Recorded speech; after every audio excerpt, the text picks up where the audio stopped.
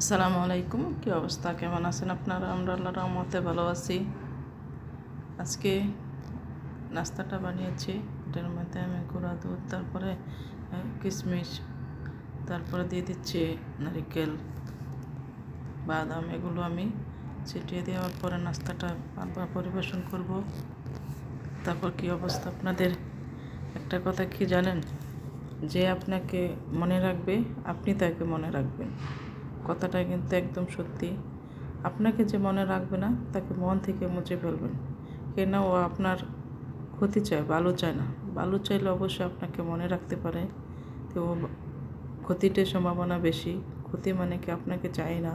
তাই যে মনে রাখবে আপনাকে তাকেই আপনাকে মনে রাখতে হবে। যখন আপনাকে যে ভালো লাগে কিংবা আপনাকে যে ডাকে তখন আপনি ওকে ডাকবেন, কিন্তু আপনাকে যে না ডাকে নিজে যে ইচ্ছা করে যাবেন তার কাছে, এটা কিন্তু একদম ভালো না। তারপর ভালো চোখেও দেখে না সবাই। তাই এখন যে বাস্তব যে পরিস্থিতি, এখানে আপনার যত টাকা আছে তত আপনার মূল্য আছে। আপনার টাকা নেই, আপনার মূল্য নাই।